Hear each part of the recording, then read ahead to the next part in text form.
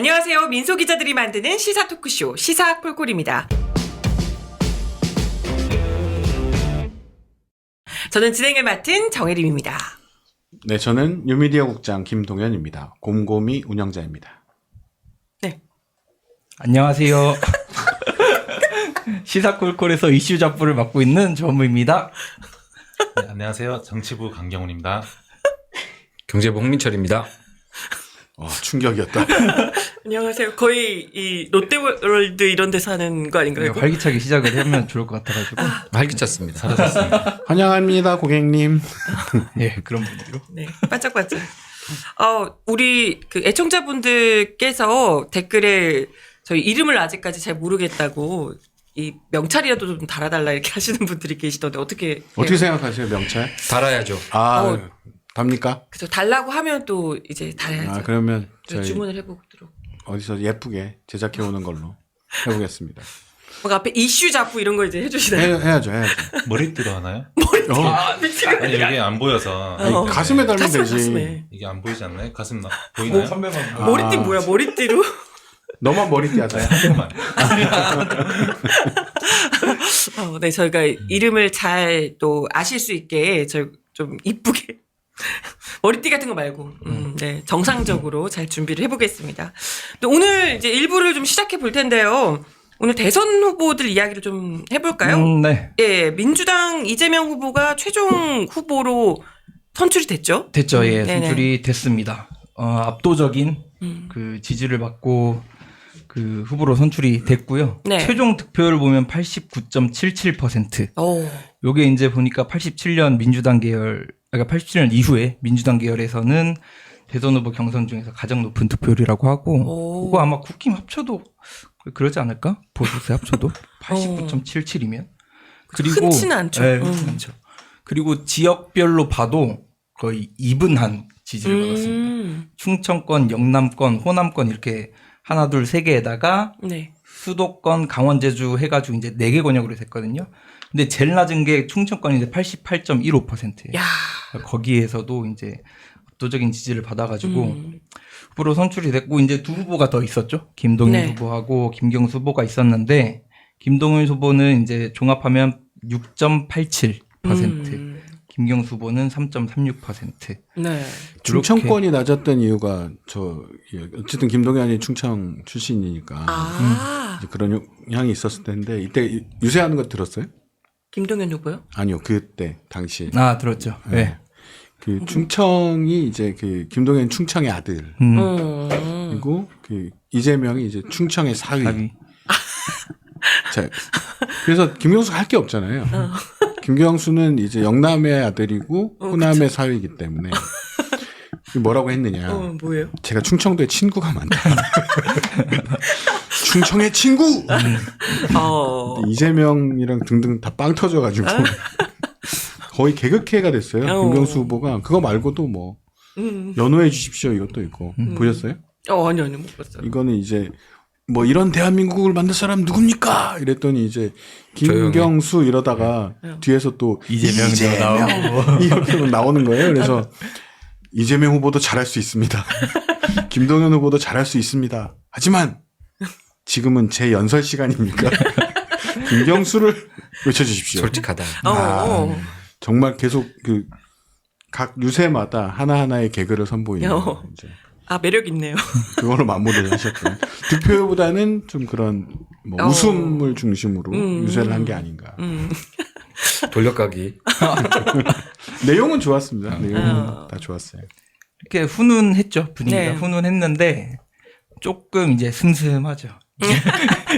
보면 슴슴하고 이렇게 민주당 후보들 보면은 하는 얘기들이 이제 뭐 말하자면 대동소이하죠. 그러니까 국정 운영을 어떻게 하겠다 이런 방향성은 이제 공유를 하고 있는 상황이고 거기서 이제 뭐 강론에서 뭐 조금 일부 차이가 있었던 정도 뭐 그랬던 거고 뭐 네거티브도 없었고. 네, 그러니까 보통은 이제 그렇게 당 내에서도 엄청 좀 이게 감정 싸움으로 가는 경우들이 좀 그런 있잖아요. 경우. 그렇죠. 그 이명박 박근혜 때 기억해 보면 두 분을 서로 감옥을 보내는 아름다운 경선이었잖아요. 다 그때 그쵸. 자료예요. 맞아. 그때 거기서 나온 거였잖아요. 그렇죠. 자료들이. 서로 감옥에 보내줬죠.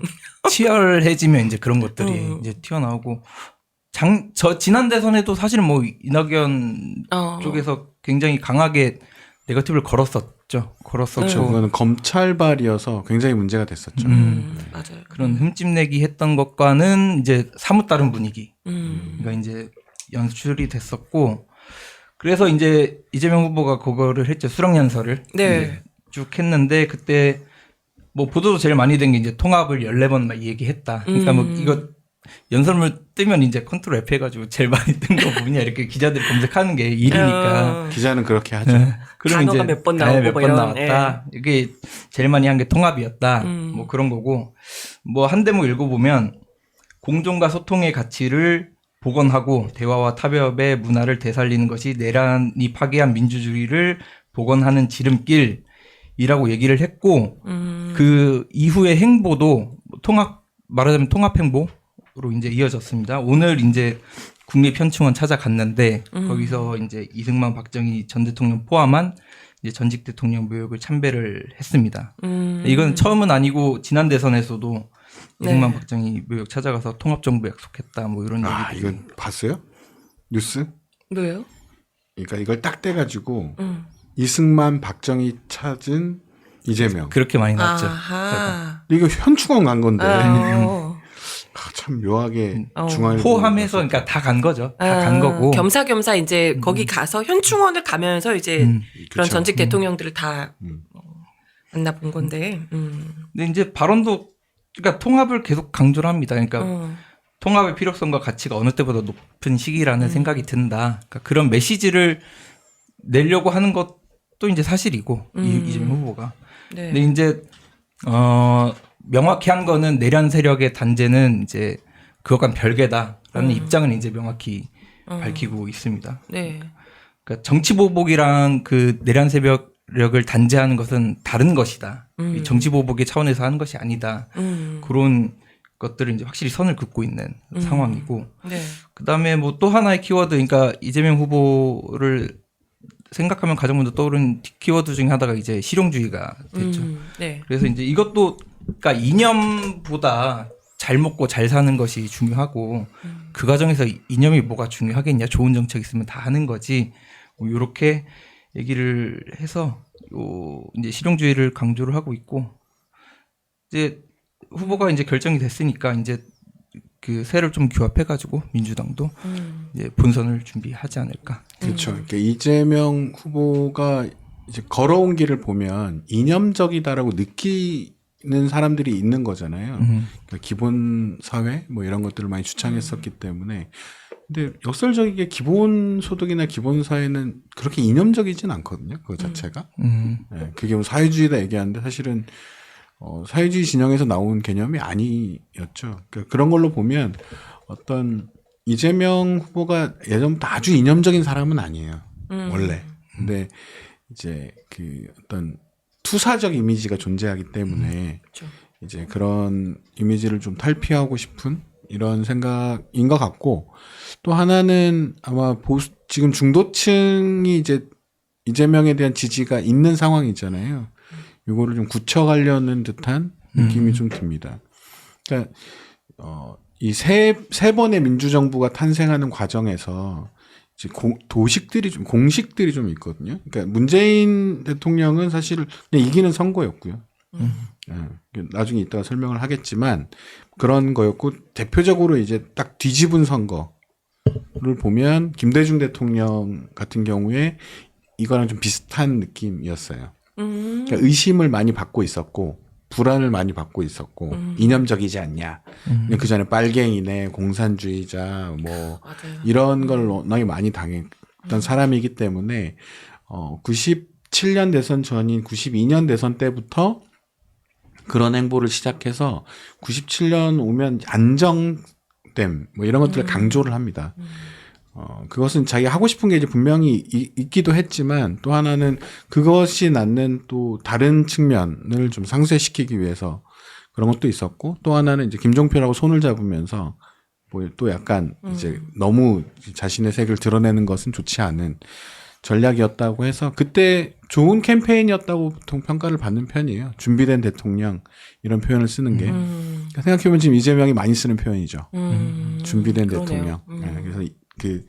그리고 이제 노무현 대통령은 변화 이런 것들을 이제 하면서 굉장히 드라마틱하게 그 사람들의 어떤 희망, 꿈, 이상 이런 것들을 이제 불러일으키면서 이제 세를 모아서 당선이 된 케이스라 이재명 후보의 정치 역정을 보면 그런 흐름이 좀 느껴져요. 그러니까 노무현 같은 느낌으로 성장을 합니다.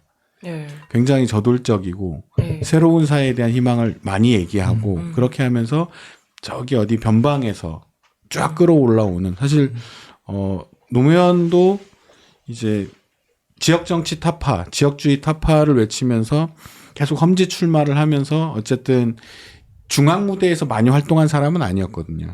그러다가 이제 쫙 끌어올려진 측면이 있는데 이러면서 성장을 해요.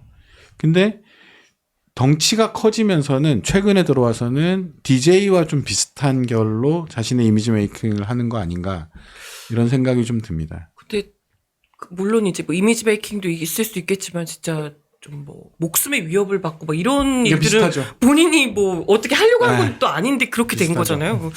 그런 거 보면 그때 이제 막 칼 맞으시고 뭐 이랬을 때 보면 이게 사람을 이렇게 상황이 이렇게 만들어가나 이런 생각이 들기도 하더라고 보니까. 그러니까 그건 약간 우연인데 그것보다 더 비슷한 너무- 것은 정치적 성장을 하는 과정에서 권력기관에 의한 탄압을 받았다는 점. 아하, 이게 그쵸. 더 비슷합니다. 그러니까 김대중 대통령은 실제 목숨을 위협을 받았었고 그리고 이제 구속도 됐고 뭐 투옥도 여러 번 했지만 그 이후에도 계속 그런 이제 정치적 탄압을 받았던 인물이었잖아요. 노무현 대통령은 시민사회 운동을 할 때는 그런 고초를 겪었지만 정치하면서는 사실은 이제 어떤 좀 다이나믹성 이런 것들로 이제 성장을 했다면 그런 측면에서는 뭐 최근에 김대중 대통령하고 좀 비슷한 모습으로 사람들이 많이 네. 보죠. 그래서 그러니까 비슷하죠. 그 당시에도 국가적 위기였고 IMF가 오는 국가적 위기였고 지금도 이제 국가적 위기 아니냐라고 하죠. 경제 침체랑 뭐 그 트럼프 정부의 등장, 전 세계적 불안 이런 걸로 봤을 때 한국이 굉장히 위험한 상황이라고 평가받는 상황이어서 오히려 더 그런 이미지를 나는 준비돼 있고 잘할 수 있고 이런 얘기를 좀 더 많이 하는 게 아닌가. 지금도 그런 행보 아닌가 이런 생각이 좀 들어요. 뭐 아무튼 그렇고요. 갑자기 뚜껑 뭐가 더 있을 것 같아요. 더 있을 줄 더 하면 알았는데. 길어질 것 같아서 이후에 어떻게 할 거냐 뭐 이렇게 얘기를 할 수 있는데 저는 조금 더 중도 공략을 할 거라고 생각이 듭니다. 네. 근데 그러면서도 그 연설문에 보면 그 기도원 얘기를 했어요. 내가 어떻게 정치를 시작했느냐 초심 얘기를 한 거죠. 그러니까 성남 공공의료원을 만들기 위해서 난 정치를 시작했다라고 했고 그것을 잊지 않겠다라는 것은 실제 사람들이 성남하면 분당을 많이 생각하는데 성남 구시가를 가보면 지금도 많이 이제 낙후되어 있다는 느낌이 들 정도예요. 근데 그런 도시에서 병원이 없어 죽는 사람은 없게 해야 한다. 이걸로 시민운동 꽤 오래 했고 좌절을 하죠. 좌절을 하고 나서 정치로 뛰어들어서 바꾸고 싶다 이런 생각을 했던 거고 오는 과정에서 보면 기억하고 있는 모든 것들이 실질적인 거에 굉장히 많이 힘을 쏟는 편이에요. 네, 실제 무슨 도움이 되냐. 국민들에게 혹은 뭐 자기가 성남에 있을 땐 성남 시민들에게 경기도에 있을 땐 경기도 주민들에게 내가 무슨 도움을 줄 수 있느냐 이 정책에 어떤 도움을 줄 수 있느냐 이런 걸로 많이 기억에 남죠. 뭐 나중에 뭐 다시 평가할 날이 있을 것 같은데 대표적인 게 이제 계곡 사건이잖아요. 저희 민중예술이 영상이 어마어마하게 예, 조만간 조회수를 1000만을 앞두고 있는 최근에 엄청 또 조회수가 많이 나오고 있어요. 그러니까 이해관계 조정이잖아요. 그분들에게도 제가 기억하는 장면이 이제 주차장 얘기를 해요. 주차장을 지어달라. 그랬더니 그러면 네 주차장을 지어드리겠습니다라고 할 수 있는데 그렇게 답답하지 않거든요. 그 공유지가 있는데 꼭 거기를 주차장으로 만들 필요는 없잖아요. 차를 세우게 해주면 되는 거 아닙니까? 라고 하는 거예요. 그러니까 그 사람들이 그렇죠. 그럼 그렇게 합시다. 거기를 약간 다지고 꼭 무슨 시설을 만들지 않아도 주차를 허가해주면 되는 거 아니냐. 한 100대 정도 수용할 수 있으면 되는 거 아니냐. 공간이 있는데 그런 식으로 이제 접근하는 걸 보면 원래 사람 자체가 좀 실용적인 것 같아서 앞으로 나올 정책들도 좀 그쪽에 포커스를 더 맞추지 않을까 이런 생각이 좀 듭니다. 좀 지켜보면 흥미로울 것 같아요. 그 성남 시장할 때 그 갈등 조정 관련 부서를 되게 활발하게 운영했던 그 전례가 좀 있거든요. 그때 보통은 지자체에서 그런 부서를 그렇죠. 활용하는 사례가 별로 없는데 오. 그때 당시 그 직책, 특히 갈등 조정관 이런 분들이 꽤 많은 역할을 했다고 하더라고요. 제가 아는 사람 중에서도 어. 거기 공무원으로 채용돼가지고 아. 이랬던 분도 계시고. 아유, 참. 근데 어찌됐건 그 연설을, 수락 연설을 뭐 우리 방송 보시는 분들은 거의 다 뭐 보셨겠지만, 목소리가 거의 약간 뭐 쉬듯이 이렇게 해서 그런지, 막 이렇게 그 성남 시절 이야기부터 이렇게 쭉 하는데 뭔가 약간 울컥하는 느낌이 들더라고요, 보는데. 그래서 뭐 물론 이제 잘 그 대본을 또 잘 짜가지고 준비를 하셨겠지만, 뭔가 또 이재명 후보가 그간 걸어왔던 길을 또 우리도 익히 좀 알고 있는 부분들이 있다 보니까, 와, 이 사람이 이렇게 그때 이렇게 해가지고 저희 또 성남 시절, 저는 이제 그 이재명 후보가 성남시장 시절에 인터뷰를 하기도 했었고 했거든요. 그래가지고 그때만 해도 이제 성남시장이셨기 때문에 제가 막 그때 농담처럼 약간 대통령까지 하셔야죠 뭐 이런 식의 얘기하면서 그렇게 될 줄 몰랐습니다. 아무튼 선견지명이 있었고. 그럼요. 제가 또 이렇게 사람 보는 눈이 아무튼 그랬어요. 그래가지고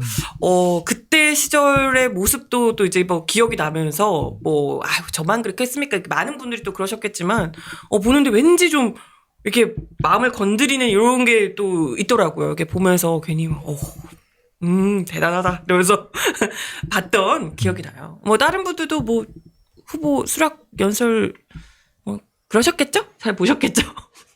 뭐 아니 할 말 없으시면 다 넘어갈게요.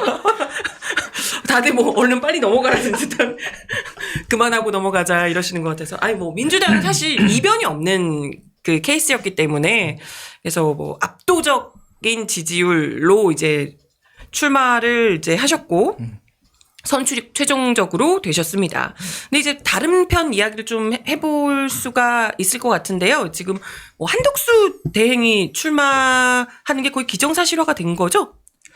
사실 뭐 그분 속을 안 들어가 봐가지고 어떻게 할지는 잘 모르겠는데 이 정도 했으면 되는 거 아니야? 확실한 거는 국힘 경선을 한덕수가 장악한 건 맞는 것 같습니다. 아하. 이 사람이 나올지 안 나올지 불확실한데 국힘 경선을 얘기하는데 다 한덕수 얘기만 하고 있는 그런 상황인 것 같고 이게 그러니까 대선 출마를 하려면 네. 지금 공직자 사퇴 시한이 다음 달 4일이라고 하더라고요. 그리고 내일 국힘 그 2차 경선이 발표가 됩니다. 그러니까 이제 시기상 놓고 봤을 때 한덕수 대행이 뭐 내일이나 모레나 아니면 뭐 넘어가서 5월 1일이나 요때 이제 사퇴를 하지 않겠냐라는 이제 썰들이 이제 많이 나오고 있는 거죠. 네. 이게 멀지 않았다. 결정해야 될 시간이 얼마 남지 않았다. 요런 건데 일단 요거는 그러니까 한대행 출마의 의미를 보면 이게 약간 본인이 어떤 정치적인 뜻을 갖고 하겠다 뭐 이런 거라기보다는 보신 차원이 아니겠냐. 그러니까 이 사람이 이제 지금 내란 수사가 이제 본격적으로 시작되면 거기 이제 우선순위로 들어가게 될 사람이고. 그렇죠. 그다음에 이 사람이 대행으로서 했던 결정들, 그러니까 뭐 헌재 재판관을 임명하지 않는다거나 아니면은 뭐 지명한다거나 그러니까 완전 양극단의 행동을 한 것들이 둘 다 이제 그러니까 그 위헌이라는 이제 결정이 나온 거라서 그런 리스크들을 안고 있어서 이 사람이 자기를 지키기 위한 방편으로서 대선 출마를 생각하고 있는 것 아니냐 그런 시각들이 많은 것 같더라고요. 그리고 대통령을 그렇게 한다고? 진짜 그런 수준이 아니냐. 네, 그런 거고 그래서 이 사람이 나오게 되면 국힘에서 이제 선출된 후보랑 이제 단일화 경선을 해야 되죠. 네. 그러니까 국힘에서는 지금 본 리그가 막 한창 진행 중인데 외곽에 있는 제3자가 이제 딱 기다리고 있는 약간 부전승 같은 네, 부전승을 하고 올라가 있어서 이제 따로 겨뤄야 되는 거 아니냐 이런 거고 한국 시리즈에서 기다리고 있는 딱 기다리고 있는 거고 국힘 지금 예비 후보들도 거의 기정사실화하고 있어요. 그러니까 한덕수 대행이 출마를 하면 뭐 단일화를 해야 되는데 그걸 뭐 경선으로 할 건지 뭐 그냥 뭐 얘기를 잘해서 할 건지 뭐 그런 건 구체적이지 않지만 어쨌든 안고 가야 되지 않겠냐. 그러니까 이른바 빅텐트론을 가정을 하고 그 속에서 이제 하나의 그 후보를 내야 되지 않겠느냐. 이런 것들은 이제 다들 공유를 하고 있는 것 같고 여론조사도 있더라고요. 그 여론조사를 얘기하려면 엠브레인 퍼블릭이 문화일보 의뢰로 지난 23일 실시한 여론조사를 보면 네. 국힘 지지자 83%가 한대행과의 단일화가 필요하다라고 응답했다. 그러니까 국힘 후보들도 요런 그 여론을 인식을 하고 있겠죠. 내가 한덕수랑 선 그으면은 안 될 판인 것 같다라는 생각들을 하니까 그 한대행이 들어왔을 때 단일화를 하겠다라는 얘기들을 하고 있는 것 같고 그래서 국힘 경선은 이제 완전 산으로 가는. 그러니까 뭐 정책이나 뭐 이런 것도 잘 안 보이고. 거기 이미 그 바퀴벌레 그 얘기했을 때부터 그렇죠. 이미 바퀴벌레냐.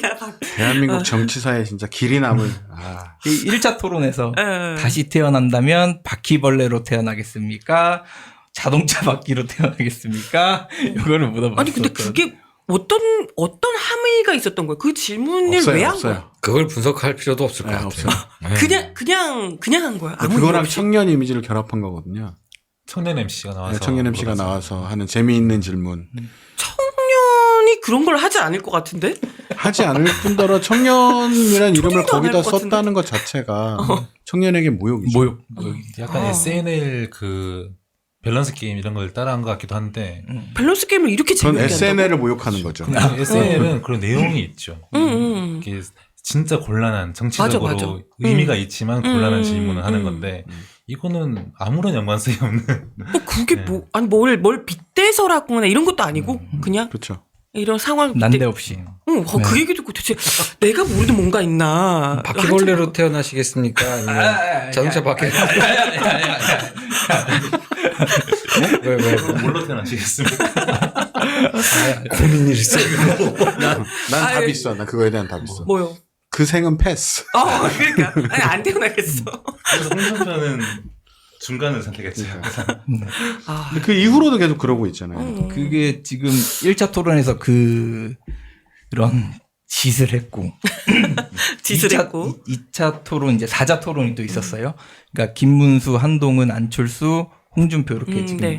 토론을 했는데, 그거 질문 중에 하나가 AI의 까칠한 악플 읽기 이런 걸 해가지고 뭐 하나 보면은 안철수 후보한테는 AI가 이렇게 얘기를 합니다. 네. 출마는 자주 하지만 이유가 불분명하다라는 지적을 하면 했는데 안철수 후보가 거기에 대해서 잦은 출마 이후 저는 반드시 이재명 이기려고 출마했습니다. 이렇게 얘기를 하는 상황이 있었고 뭐 김문수 후보한테는 과격한 표현은 많은데 구체적인 의견은 안 보인다라고 이제 AI 얘기하니까 똑똑하네. 이게 차라리 바퀴벌레보다 훨씬 나은 것 같습니다. 네. 김문수 후보가 앞으로 조금 더 고쳐 나가도록 하겠다. 뭐 이런 얘기들을 했습니다. 괜찮았다. 긍정적인데? 아니 일단은 그 AI가 똑똑해. 질문을 그나마. 꽤 잘 고른 것 같아요. AI가 좀 정상적이니까 그래도 아 이게 무슨 질문을 잘 고른 거야. 뭐야 이게. 바퀴벌레보다는 낫잖아. 앞에 거보다 훨씬 낫다. 아니 이게 너무 극단한 걸 보고 나니까 네. 이걸 노린 건가? 설마? 앞에 거 너무 망을 보여주고 아니 아무 기저 생각이 효과. 없어. 그리고 또 네. 재밌는 장면은 그 국힘 토론 구조가 이제 특이한 게 맞수 토론이라는 걸 해가지고 내가 이제 토론하고 싶은 상대자를 지명해가지고 1대1로 토론을 하는 코너가 있었어요. 근데 거기서 이제 홍준표 한동훈 후보가 이제 말장난을 깐죽거림을 갖고 막 설전을 했는데 그 홍준표 후보가 한동훈 후보한테 계속 깐죽거린다라고 13번, 14번을 지적을 했다고 해요. 그러니까 이제 짜증 날 법하네. 한동훈 후보가 아이 깐죽스럽다는 게 도대체 무슨 의미입니까? 막 바로 너. 바로 당신. 노발대발 하니까 이제 막 설전이 벌어졌고 그 한동훈 후보가 그런 표현 쓰시면 안 된다. 그러니까 그 홍준표 후보가 오늘 깐족되는 것까지만 보고 다음부터는 안 쓰겠다 이렇게 얘기를 했다고 합니다. 이거 보신 분 있어요? 이거 찾아볼 만해요? 기사로만 이거 봤어. 쇼츠로 봤는데 안 봐도 돼요. 보지 말아야 돼요. 아니 근데 홍준표 후보라고 그렇다고 약간 점잖으신 분은 아니잖아. 그분도 깐족 스타일 아니신가? 그렇죠. 서로 깐족과 깐족이 서로에게. 깐족 대 깐족. 마지막에 한 얘기도 약간 깐족거리는 그런 대답이 거죠. 아, 네. 오늘 깐족되는 것만 보고 하겠다. 이러면서 끝까지 깐족. 빈정빈정한 거잖아요. 빈정대면서. 오늘 저희 사설 민중의 소리 사설 제목 보니까 한덕수 단일화 상대를 뽑는 기괴한 국민의힘 경선이더라고요. 요 총체적인 상황을 요 사설 제목이 잘 드러낸 것 같습니다. 그리고 그렇게 해가지고 결국은 한덕수의 그렇죠. 상대를 뽑고 거기서 이제 또 해야 되는데 일단 국힘 경선 최종 결과가 29일 날 나오는데 이때 과반이 안 나오면 네. 이제 다시 합니다. 1, 2위가 이제 다시 해가지고 또 토론이 있어요. 그건 확인해봐야 될 것 같습니다. 최종 나온 거는 5월 3일이라고 합니다. 만약에 이제 결선 투표를 가게 되면. 근데 다들 약간 독인객인 느낌이라 가지고 이 과반수가 나올까? 뭐 지금으로선 안 나오는 게 거의 확실해 보이기 때문에 그러니까요. 그러면 이제 2위로 한동훈 후보가 올라섰죠. 여론조사상으로. 그래서 이제 홍준표 한동훈이냐 뭐 이런 홍준표 한동훈으로 좀 좁혀져 가는 것 같은데 서로 깐족대면서 이렇게 이제 누가 1등을 할 건지 가릴 것 같은데. 김문수 후보가 1등이 가면서 아니었어요? 좀 빠졌어요. 아, 그래요? 근데 김문수 후보가 1위로 나오는 것도 있습니다. 그래서 이제 뭐 조사를 최종 걸 해봐야 되겠지만 보면 알겠죠. 뭐 김문수나 홍준표나 뭐 한동훈이나 어차피 이제 한덕수하고 붙어야 되는데 여기 보면 답답하잖아요. 황당하고 그러면 역으로 얘기하면 민주당은 무난하게 이길 것 같은 느낌이지 않습니까? 그렇지 않아요? 그런 거 아니에요?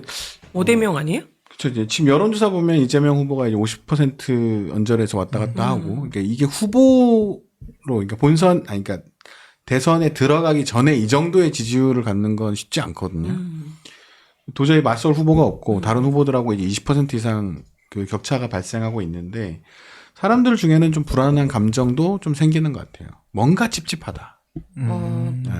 뭔가 저쪽에서 좀 술을 쓰는 거 아닌가 이런 그런 거겠죠. 불안함. 그러니까 일단 국힘의 지금 모습을 보면 뭐 바퀴벌레나 하고 있는 거 보면 이건 불안해하지 않을 것 같고 쟤네들 때문은 아닌 것 같고 그러면 한덕수 때문이냐? 한덕수가 인기가 있는 것도 아니거든요. 그러니까. 네. 한덕수가 나온다고 그러면 이기나? 그러니까 이성적으로 접근해 보면 그렇다는 그러면 대법원이 뭔가 일을 벌이고 있는 것 같은데 요거에 대한 불안감은 좀 있죠. 그런데 이제 그렇다고 판을 뒤엎을까? 대법원이 파기 자판을 해가지고 이재명 후보를 날려버릴까? 그런 건 상상하기 굉장히 힘든 거죠. 그건 정말 어려운 위험한 수죠. 대법원도 상당히 부담스러운. 그리고 이제 법조계에서는 이게 법조문에서 불가능하다 이런 해석들도 많이 나와요. 그래서 그런 걸 딛고 그리고 그 내에서 그걸 이끌어낼 수 있느냐라고 한다면 이성적으로. 근데 계속 뭔가 찝찝한 것은 왜 그럴까? 왜요? 그것은 이제 단체로 미쳐가지고 우우 몰려다니고 있잖아요. 이 좀비 떼들을 우리는 왜 무서워하는 거냐. 바퀴벌레.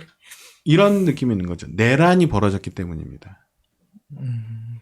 내란이 벌어졌기 때문에 무엇이든 벌어질 수 있다. 라는 불안감이죠.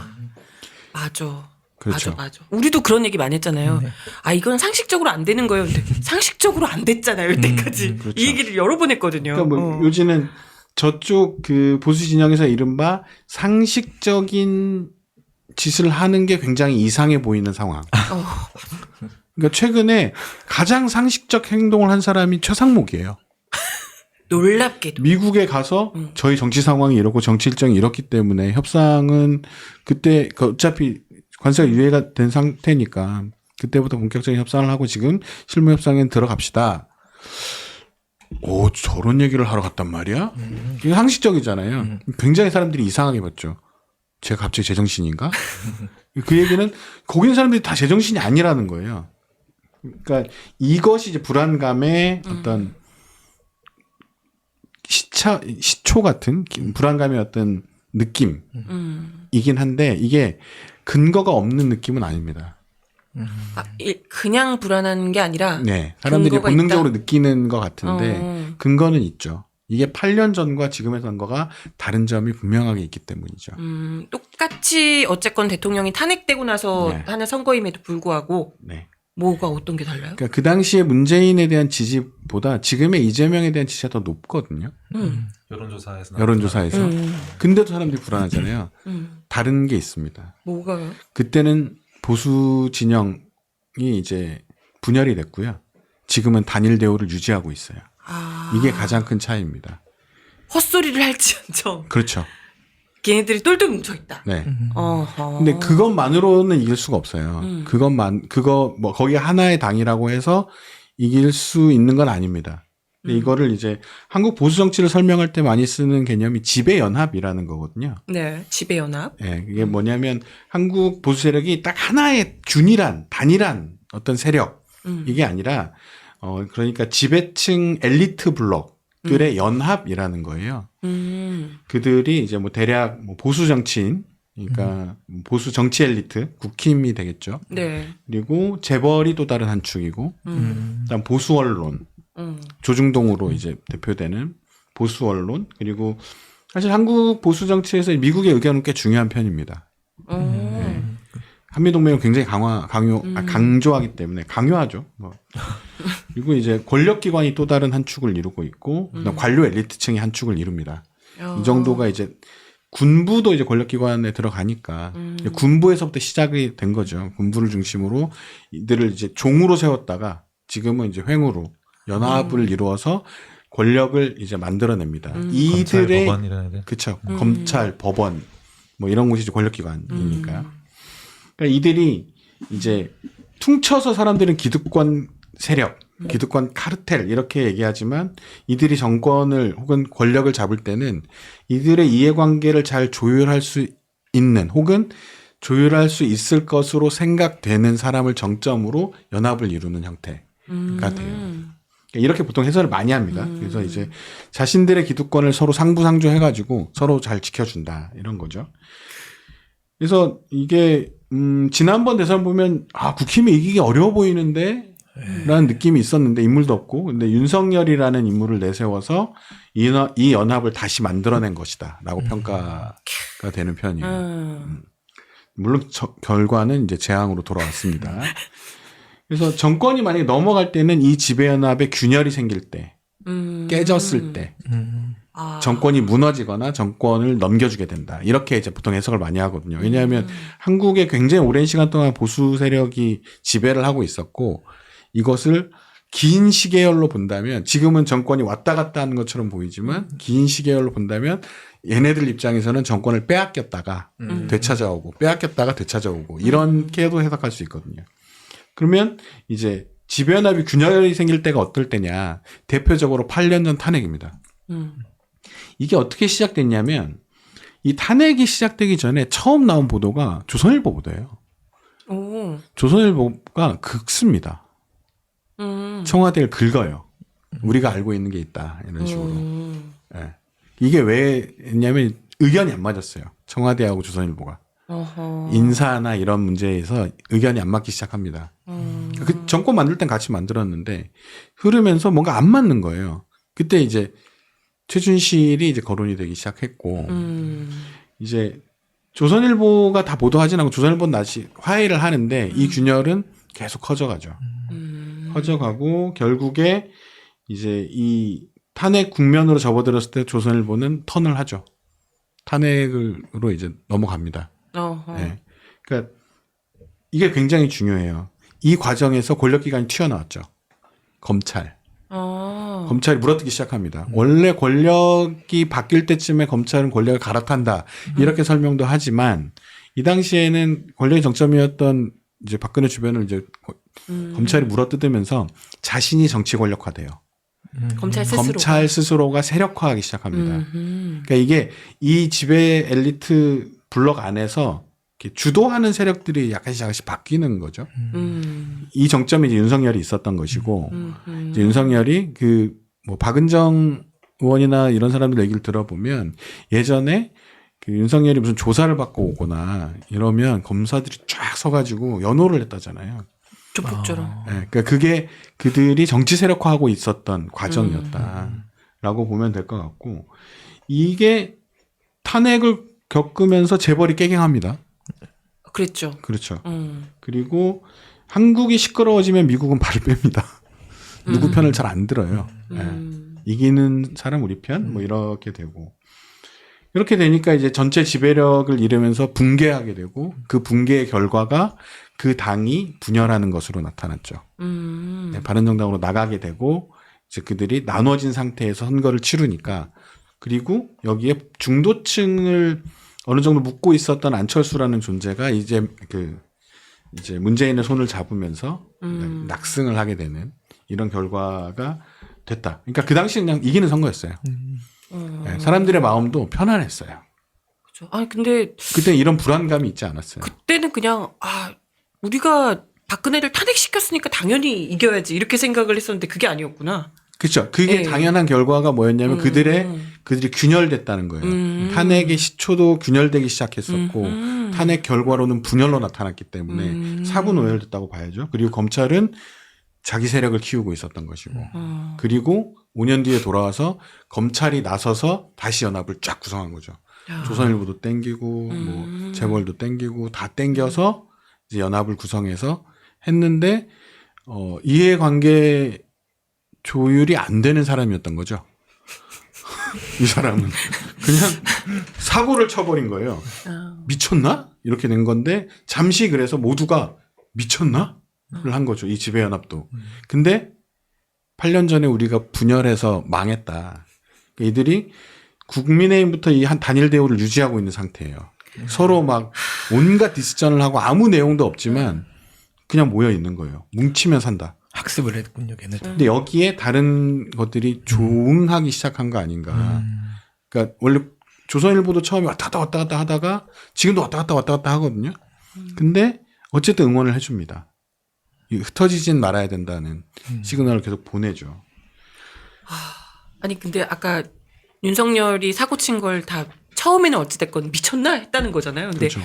단지 자기들이 깨지지 않기 위해서 그 미쳤나 했던 걸 같이 미친 척하면서 이렇게 그러고 같이 있죠. 미친 척 하고 있는 거잖아요. 조선일보는 어쨌든 이제 뭐 미쳤나도 가끔 얘기를 하니까.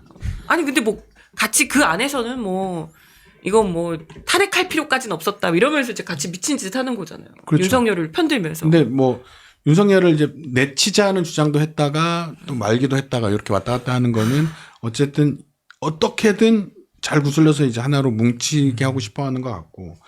그리고 재벌은 약간 이기는 자의 편이긴 합니다. 이재명이 이제 이재용을 만났잖아요. 그렇죠. 이재용이 이재명을 만났다는 건 이재명 편인가라고 생각할 수 있지만 이재명의 지지율이 떨어지고 다른 사람 그쪽 보수 진영의 후보의 지지율이 올라가면 만나버리면 되는 거니까 그건 뭐 약간 중립지대에 있고 굳이 따지면 뭐 민주당보다는 뭐 국힘을 좋아하지 않냐 이렇게 생각할 수도 있지만 최근의 재벌은 그렇진 않습니다. 진짜 이기는 사람 자기 편이에요. 그리고 지금 이런 국가적 이기면 합리적이고 예측 가능한 걸 또 오히려 더 좋아할 수 있어요. 윤석열을 일단 안 좋아했을 것 같아요. 그쵸. 거기서 뭐 그죠. 그 떡볶이 봐요. 좋아하겠어.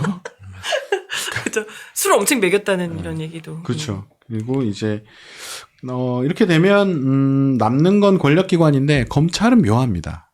검찰은 최근에 한 40여 명이 사표를 냈다고 하죠. 검사들이. 뭐 로펌으로 빨리 가겠다 이런 사람들도 있는 거고. 그다음에 이제 좀 자기 성과를 내 가지고 이후에 개편될 수사 조직 이런 데서 좀 몸값을 내고 싶은 사람들은 수사의 속도를 내는 것 같고. 그리고 원래 정권 말에 그렇게 정권을 물어뜯는 게 검찰 아니냐라고 하지만 예전에는 굉장히 질서정연했거든요. 네. 그러니까 수뇌부가 원하는 대로 뭘 했는데 지금 수뇌부는 윤석열 편입니다.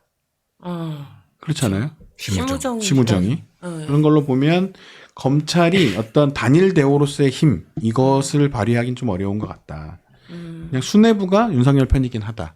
이것은 하나의 변수인 거죠. 근데 어찌됐건 그 밑에 있는 검사들이 수뇌부의 이 힘에 확 같이 좀 그렇죠. 하거나 이러진 않는 상황인 않는 거예요. 모습이죠. 그러니까 말 듣겠어요. 근데 그렇다면 지금 이 지배연합은 엉성한 상태인 거죠. 뭐 어떻게 모여 있는 것 같긴 한데 웅웅웅 뭐 이런 어수선한 상황. 근데 여기서 그 전까지 전면에 나섰지 않았던 이들이 갑자기 튀어나오는 느낌인 거예요. 검찰은 이제 아니고 누구죠? 그게 한 축으로는 관료 엘리트층이 아닌가. 또 한 축으로는 사법부가 아닌가. 그러니까 이들은 원래 앞에 나서는 이들이 아니었거든요. 대세가 결정이 되면 그들의 연합에 잘 따라가는 사람들이었는데 한덕수와 조희대의 움직임을 보면 이들의 정서는 내가 뭘 해야 되겠다라는 생각인 것 같아요. 그러니까 선회하자면 제가 좋아하는 선회를 하자면 이 나라를 위해인 거고 이들의 본심에 의한다면 기득권 카르텔이 실제로 무너질 수 있겠다라는 위기. 그렇다면 뭐든 해야 한다라는 생각일 수도 있겠다. 그게 좀 미친 짓 같아 보여도. 그렇죠. 왜냐하면 그게 이들이 자기 세력을 갖고 있지는 않습니다. 네. 그러니까 엘리트층이긴 한데 엘리트들을 다 장악하고 있는 건 아니거든요. 엘리트들은 원래 뭐 민주당 정부에서도 나 살 수 있는데 이런 사람들이 많을 테니까. 근데 이들이 가지고 있는 게 불안감이라면 자기가 가지고 있는 권한을 쓰는 거죠. 그렇기 때문에 미친 짓으로 보이는 거 아닌가. 네. 그러니까 권한을 써서 이상한 짓을 하잖아요. 네. 갑자기 한덕수. 대법원이 막 정치에 난입을 하고 난입. 그건 난입이죠. 가만히 있으면 그냥 선거하고 국민 여론에 따라서 가면 될 거를 갑자기 자기네가 재판을 가져가가지고 결정을 지네가 뭔데 대선을 결정을 해요. 이게 난입이거든요. 이거는 대법원장의 권한을 쓴 거예요. 물론 한덕수는 잊지 않은 권한을 쓴 겁니다. 한 급 위네요. 그래서 네. 대선 후보로 나서는 거죠. 역시. 정치를 했어요. 본격적으로 정치를 한 거죠. 그래서 이제 이거는 검찰하고 다른 거예요. 검찰은 자기신의 권력, 힘을 가지고 정치력을 행사했다면 이들은 결정권 정도를 가지고 정치력을 행사하는 느낌이거든요. 하지만 어쨌든 단일돼 옵니다. 그럼 한덕수는 뭘 하려고 하는 거냐. 그러니까 국민의힘 후보 선출은 5월 3일이 될 가능성이 높고 그렇다면 그 직전에 출마 선언을 할 가능성이 있겠죠. 그러면 29일이 국무회의입니다. 네. 마지막 국무회의 끝나고 사퇴하는 거냐. 30일 날 외교 일정이 있다고 하더라고요. 어쨌든 할 수 있는 건 다 하고 할 것 같아요. 그러니까 원래대로면 이분이 이제 최상목을 보내서 막 한미 동맹의 성과 뭐 이런 것들을 막 했고 내가 그걸 지휘했어. 멋지게 짜잔. 자, 미국과 가장 잘 협의할 수 있는 사람 한덕수 이렇게 나오려고 했는데 최상목이 다음 정권에서 하시죠. 이렇게 해버린 최상목이 거거든요. 왜 그런 거지? 원래 둘이 같은 편 아니었어요? 최상목은 다음에 길게 설명해 드리긴 할 텐데 자기 발등에 떨어진 불 때문 아닌가 이런 생각이 듭니다. 뭐가 그 임명하지 않은 거 있잖아요. 헌법재판관. 그게 위헌이라고 위헌이라고 결정났기 결정이 때문에? 났거든요. 어허. 그러면 직권남용 사법처리 대상이 확실해질 수 있습니다. 어허. 그러면 그래서 뭔가 약간 몸을 사린다? 그럴 수 있는 거 아니냐. 뭐 이런 것도 있고 뭐 민주당 쪽에서 시그널을 보낸 거 아닌가? 뭐 이런 분석을 하는 사람도 있어요. 어떻게 시그널을? 너 그러다 죽는다. 네. 근데 뭐 역으로 이러다 내가 죽는 거 아닌가? 이건 확실해 보이긴 합니다. 뭐 어쨌든 그건 뭐 그들 머릿속이니까 알 수는 없고 뭐 이렇게 되면 이제 후보 등록일이 10일과 11일인데 이전에 단일화를 할 가능성이 가장 높습니다. 왜냐하면 이러면 국민의힘 후보로 나갈 수 있어요. 네. 그렇죠. 국민의힘 후보가 없는 선거는 없었거든요. 그 정당의 후보가 없는 선거는 없었습니다. 그러면 이제 한덕수가 입당을 해서 이제 선거를 치를 수 있고 선거가 들어가고 나서 단일화를 할 수도 있습니다. 이거는 더 드라마틱하기 때문에 그래요. 이게 여기 계신 분들은 잘 모를 수 있는데 그 다 어렸을 테니까 여기는 안 어렸나요? 노무현 정부 노무현 선거 어렵습니다. 대학생이었어요, 아니었어요? 고등학생이었습니까? 무지개술이 있었는데. 그렇군요. 2002년. 2002년. 아, 2002년이면 저는 여기 없었죠. 그러니까요. 네, 어렸습니다. 고등학생 때. 그러니까 내가 알기로는 고등학생. 잘해봐야 대학생인데. 군대 있었어요, 2002년. 네. 그러니까 그 당시를 잘 모르실 거 아닙니까? 여기 계신 분들은 정말 드라마틱했어요. 노무현 후보가 압도적 정말 깜짝 등장해서 민주당 경선에서 이겨버렸고 그것이 화제가 됐고 근데 당내에서 이것이 막 흔들리면서 이제 지지율도 떨어지고 이런 와중에 정몽준 후보하고의 단일화가 되네 마네 하다가 단일화를 했다가 투표 직전에 정몽준이 이걸 뒤엎어버려가지고 이게 뭐하는 짓이냐 이래서 미친 듯이 투표를 시켜서 당선이 되는 드라마가 펼쳐졌거든요. 요거를 재현하고 싶다. 요런 분석도 있습니다. 야무지다, 꿈도 야무지다. 일단 누가 될지는 모르겠지만 국힘 후보가 있고 한덕수가 이제 무소속으로 등장해 정말 막 드라마틱하게 뭐 만난에 만에 뭐 사실 문제도 비슷한 게 좀 있었잖아요. 안철수하고 이제 단일화 한해 만에 어쩌고저쩌고 뭐 이런 것들이 좀 있었는데 이제 뭐 요때 이런 어떤 드라마틱한 관심을 받으면서 사람들의 관심을 다 쫙 빨아들인 상태에서 한덕수가 굉장히 파격적이고 과격한 안을 꺼낼 수도 있다.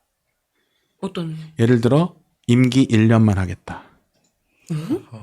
이런 걸 꺼내들 수도 있다라는 겁니다. 그러면 더 안 찍어줄 것 같은데. 아니죠. 개헌을 바로 하겠다.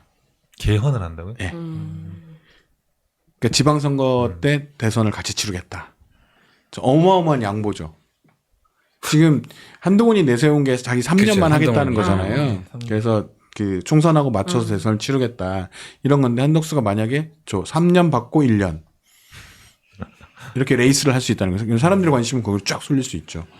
그래서 한덕수는 나라를 바꾸기 위해서 개헌을 하기 위해서 자신의 온몸을 다 던진 뭐 이런 이미지로 만들고 이러면서 그런 것들에 관심이 가다 보면 뭔가 계엄과 탄핵은 저 옛날 얘기하는 듯한 이런 느낌을 한 1, 2주 동안 이제 할 수도 있다. 뭐 이런 생각들도 좀 느껴져요. 특히나 이제 정대철이 등장했거든요. 개헌을 계속 주장해왔던 이제 노회한 정치인이 한덕수를 띄우는 거 보면 그런 것들이 머릿속에는 존재할 수도 있다. 그렇게 해서 이런 개헌에 동의하는 이낙연 등등등등을 다 모아서 이제 그러니까 이 시대에 청소해야 될 찌끄레기들까지 다 모여서 반면 이제 빅텐트. 그렇죠. 빅 쓰레기통 아닌가? 그거를 좋은데 네. 그대로 싸서 버리면 될 것 같은데 어쨌든 여기서 이제 등장할 만한 게 파기환송입니다. 그럼 대법원이 만약에 이 중간에 파기환송을 해준다면 이재명은 다시 사법 리스크가 생기는 사람이 되고 불안한 사람이 되고 내란이나 얘기하는 사람이 되고 여기는 개헌을 얘기하고 희생을 얘기하고 뭐 이런 구도를 만들려는 거 아닌가. 그러니까 이게 누가 판을 쫙 짠 것 같지는 않고요. 하다 보니까 자기 자리에서 난 뭔가를 해야 돼. 나도 정치에 난입을 할 거야. 조이대. 나도 대선을 나갈 거야. 한덕수. 뭐 이런 식으로 국힘은 똘똘 뭉쳐 있어야 돼. 조선일보는 똘똘 뭉치는 게 좋은 것 같아. 이재명 뭐 저야 뭐 이기는 사람 제 편이니까요. 전 돈 많아요. 뭐 이러고 있을 테니까 그런 걸로 본다면 어쨌든 검찰은 무너지고 있지만 심우정은 존재하고 있는 상태. 엉성하지만 그들이 조건은 만들어 가려고 노력하는 거 아닌가 이런 생각이 들어서 이게 이번 대선이 만만치 않습니다. 생각해 보면 이른바 이제 민주정부가 탄생하는 과정, 그러니까 정확하게 얘기하면 민주정부 탄생이라기보다 보수 정권이 보수 진영이 선거에서 패배한 과정을 보면 반드시 그들의 분열이 있었어요. 김대중은 김종필과 손을 잡았다는 얘기는 김종필이 보수 진영에서 나왔다는 얘기거든요. 노무현이 정몽준과 어쨌든 단일화 논의를 했다는 것은 정몽준이 튀어나왔다는 얘기입니다. 문재인은 그들이 그냥 나뉘어졌어요. 네. 이게 완벽한 진검승부입니다.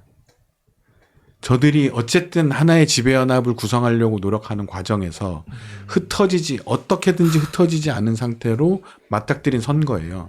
그래서 쉬운 선거가 아니라는 겁니다. 아무리 지지율이 높아도 무슨 일이 벌어질지 모르고 그들에게는 권력도 있지만 권한을 많이 갖고 있기 때문에 무슨 일이 벌어질지 모른다. 그래서 끝까지 좀 지켜봐야 될 것 같고 긴장을 늦추면 안 될 것 같아요. 네. 뭐 지금 이재명 후보가 압도적인 뭐 이걸 하고 있다고 해서 네. 선거를 반드시 그냥 낙승을 한다?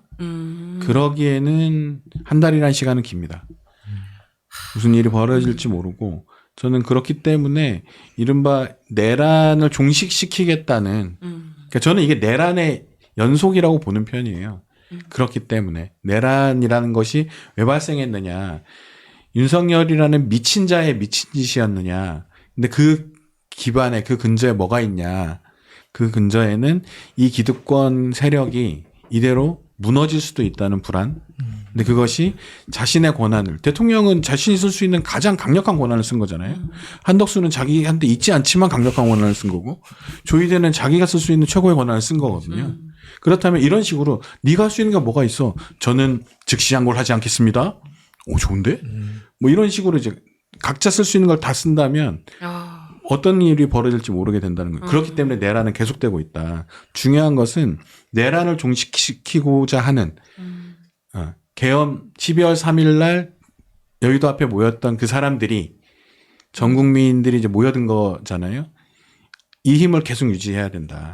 이 힘을 유지해서 저들을 끝까지 몰아세워서 꺾어야 된다. 네, 그런 싸움이라고 봐요. 저는 이번 선거를 축제라고 얘기하는 걸 별로 좋아하지 않습니다. 굉장히 중요한 쟁투고 역사의 분수령이 될 수도 있다. 이렇게 생각을 해야 된다. 어차피 이재명이 되는 거 아니야? 그래서 이재명 다음 세상은 뭐야? 그게 아니고 저들이 이런 계엄이 벌어지고 내란을 획책하는 과정에서도 흩어지지 않고 상식적인 판단을 뒤로 하고 다 비상식적인 행동들을 하고 있는 거 보면 저들은 자신들이 미쳐서라도 자신들의 세력을 지키겠다라고 달려드는 거다. 미친 개가 달려드는 거다. 그러면 어떻게 해야 돼요? 싸워야죠. 필사적으로 해야죠. 네. 그런 대선이 아닌가 하는 생각이 들어서 별로 저는 대선 보면서 웃음이 잘 안 나와요. 네. 물론 김경수 캐릭터 보면서 좀 약간 웃었는데 왜요 바퀴벌레? 중청에 찍고 그게 제일 웃겼는데 저는 그분 세 명들 후보들도 연설할 때도 그렇지만 화나지 않아요. 막 그런 축제 같은 느낌이 아니에요. 다 약간 비장해요. 얼굴들이. 김경수 후보도 물론 단식을 해서 그러겠지만 굉장히 비장하거든요. 되게 안 될 거임에도 불구하고. 그리고 이재명 후보도 잘 안 웃어요. 네. 왜냐면 그만큼 살떨리는 길을 가고 있다는 걸 거기 있는 사람들은 알겠죠. 네. 압도적인 지지가 있는데도 이건 모른다. 이러고 가고 있을 것 같아서 저는 그 감정들이 서로 더 공유될 필요가 있지 않은가 이런 생각이 듭니다. 그래서 네. 특히 저쪽의 움직임에 대해서 민감히 보고 필요하다면 그때그때 싸워줘야 된다 이렇게 생각이 듭니다. 너무 중요한. 저 같은 경우에는 그냥 뭐 5대명 아니야 이렇게 생각하고 있던 아주 나태한 사람으로서 오늘 좀 경각심이 제대로 들었네요. 신년 워크샵 그 뭐 정세 강연 이런 거 들었는데 그렇지. 올해라도 가고 단단히라 이런 거 있잖아. 맞아. 네, 아직도 지금 내란이 종식되지 않았다는 게 이제 분명해 보이고요. 그래서 더더욱 끝까지 우리 긴장감을 놓치지 말아야 하겠습니다. 1부 얘기는 여기까지 하면 좋을 것 같고요. 잠시 쉬었다가 저희 2부에서 다시 돌아올게요. 네, 시사콜콜 2부 시작하겠습니다. 오늘은 우리 홍민철 기자가 한덕수 대행의 수상한 재산 내역을 샅샅이 밝혀주신다고? 그렇습니다. 네. 샅샅이. 예. 제목도 있는데요. 네네. 한덕수 총리는 어떻게 86억 자산가가 됐을까? 86억이요? 다 맞네. 86억? 네. 뭐, 원래가 부자신가? 나이가 있으니까 좀. 그렇죠. 네. 아니, 우리 할아버지도 나이 많게도. 갑자기 조상 탓? 86억 웬 말이야. 오늘 준비한 주제가 이제 한덕수 총리 재산입니다. 이분 재산 형성 과정 쭉 따라가다 보면은 이 양반이 대통령 후보로 자격이 있는지 없는지 아마 시청자분들이 판단하시는데 도움이 되지 않을까. 네네. 잘 알려진 얘기들인데요. 정리를 한번 해봤습니다. 네. 우선 프로필도 앞에서 살짝 지금 의자가 부러질 뻔했어. 프로필부터 좀 보시죠. 네. 이분이 잘 안 보실 텐데 굉장히 길다 이런 느낌을 좀 가지시면 됩니다. 자세히 볼 필요는 없다. 네, 여기 그 1949년생이에요. 전북 저주 출생. 그러니까는 해방 4년 뒤 6.25 전쟁 발발 1년 전에 태어났습니다. 와, 이렇게 하니까 진짜, 그렇죠. 연세가 되시네. 이분이 전주 출생이라고 요즘 강조하잖아요. 네. 옛날에는 자기 전주 출생이라는 걸 감추려고 했었어요. 진짜. 자세한 내용은 이완배의 경제 속살 지난 편을 보시면 알 수 있습니다. 지지난 갑자기. 편. 네네 지지난 편이라고 합니다. 75세입니다, 현재. 야. 71년에 서울대 경제학과를 졸업했고요. 그리고 군대 갔다 와서 4학년 아니면 3학년 때겠죠. 행정고시에 합격을 해요. 그리고 그해 12월에 관세청 사무관으로 공직 생활을 시작했습니다. 그러니까 71년쯤에 박정희. 여기는 안 나와 있구나. 예, 뭐 그쯤에 공직 생활을 시작했고요. 이후에 상공부, 지금의 산업통상자원부인데요. 거기서 과장, 국장, 실장, 차관까지 올라가요. 오. 그러니까 그 거기서 실무 책임, 뭐 책임, 총책임까지 다 한 잔뼈가 굵은 관료 출신이죠. 중간에 청와대 경제수석도 합니다. 오. 뭐 했죠. 네. 잘렸죠. 왜 잘렸어요? 그러니까 이제 이분이 이제 그러니까 박정희 때 공무원 시작해가지고 박정희, 전두환, 노태우, 김영삼, 김대중, 노무현까지를 쭉 거치고 이제 윤석열 총리까지 하는 건데 네. 그러니까 이때 이제 김대중 정부였어요. 김대중 정부가 이제 1997년에 통상산업부 차관을 합니다. 김대중 정부 시절에. 네. 그리고 이때 이제 외교통상 그 다음에 98년에 통상교섭본부장이 돼요. 외교통상부가 생기면서 통상교섭본부장 즉 한국의 외교 산업 그러니까 통상 교섭을 하는 대빵이 된 거죠. 그리고 나서 이제 2000년 12월에 OECD 대한민국 대표부 대사가 되고 2001년 11월에 대통령 비서실 경제수석이 됩니다. 근데 이러면 승승장구한 거잖아요. 엄청. 네, 김대중 정부에서. 네. 근데 왜 잘렸느냐? 2000년에 마늘 협상을 해요. 아. 중국하고. 그때 한번 우리 방송에서도 네, 맞아요. 얘기 잠깐 이때가 해주셨잖아요. 이제 그때였는데 이때가 이제 이 뭐 사건은 좀 복잡합니다. 그러니까 90년대 말에 이제 WTO 체제로 접어들면서 이제 한국이 이제 세이프가드, 중국산 마늘에 대한 세이프가드, 그러니까 긴급 수입 제한, 관세 부과 조치를 하게 되는데 요거가 난리가 났어요. 왜냐하면 중국이 보복을 했거든요. 한국산 휴대폰하고 일부 산업에 대해서 이제 받지 않겠다. 폴리에틸렌 수입 금지였는데 핸드폰하고 폴리에틸렌은 중국의 주력 수출 상품이었거든요. 이것에 대해서 수입 금지 조치를 내립니다. 오. 아예 관세도 그 네, 난리가 나요. 그래가지고 중국하고 협상에 들어가는데 이 세이프가드를 유지하되 일정 기간으로 제한한다. 그리고 이후에는 이제 관세를 어떻게 한다. 요렇게 협상이 된 줄 알았는데 부속 합의로 3년 후 풀어요, 그냥. 수입 쿼터와 최소 수입량을 보장하는 약속을 합니다. 한덕수 총리가 그러니까 더 낮춰버린 거예요. 그러니까 마치 이거를 유지를 하되 차츰차츰 줄여서 일정 정도를 유지하겠다가 아니라 3년 뒤로 차츰차츰 줄여서 이제 어느 정도 유지되는 게 아니라 확 풀겠다 이렇게 이제 이면 합의를 한 거죠. 그리고 이게 차관이 몰라요, 이 사실을. 네. 나중에 3년이 지나고 나서 이제 그때도 모르고 3년이 지나고 네. 나서 그러니까 이제 1년이 지나고 나서군요. 1년이 지나고 나서 이게 이제 알려지게 되면서 2001년인가 2002년에 그래서 정확한 횟수가 기억이 안 나는데 한 꽤 시간이 흐르고 나서 이 협상이 끝나고 한참 뒤에요.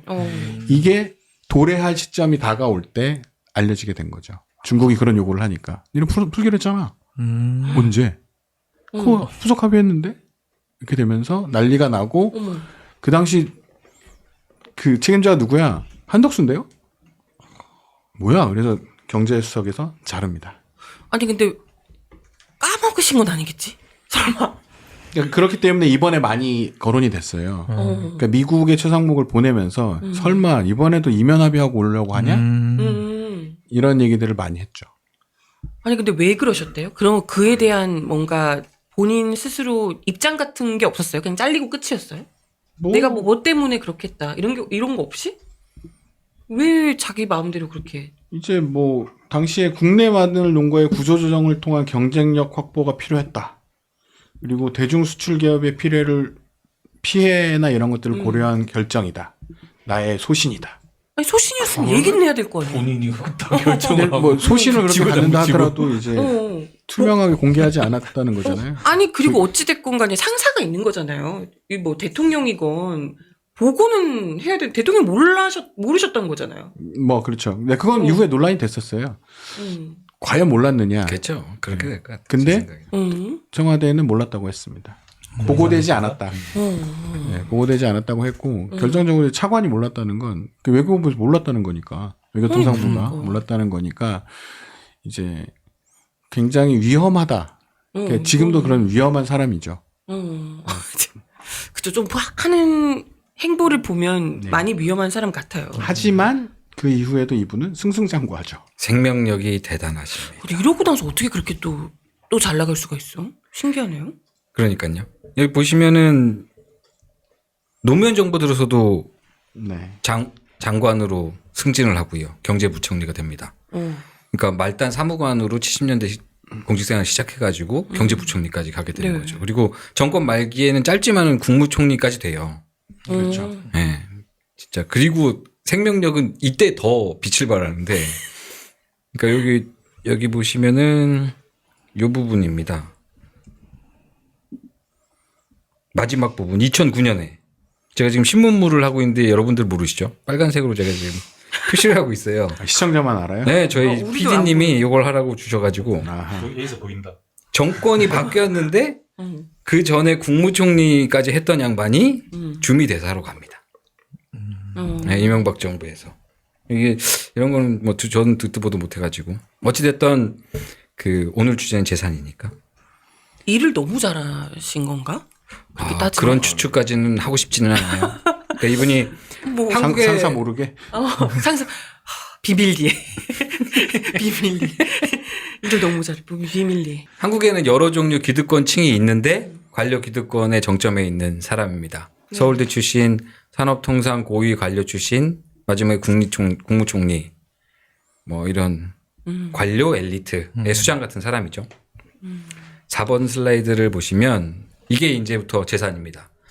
올해 2025년에 신고한 재산이 87억 원이었어요. 재산 구성 보면은 현금을 좋아합니다. 이분이 부동산을 뭐 샀다가 팔았다 하거나 주식을 하거나 이런 건 거의 없습니다. 대부분 현금에 주택 한 채. 이게 밑에 표 보이시죠? 형 어떻게 58억? 이 와는 어디서 나오는 와죠? 현금 50. 현금 68%인데 58억. 그렇죠. 그 정도는 갖고 있어줘야지. 네. 보통은 부동산이지.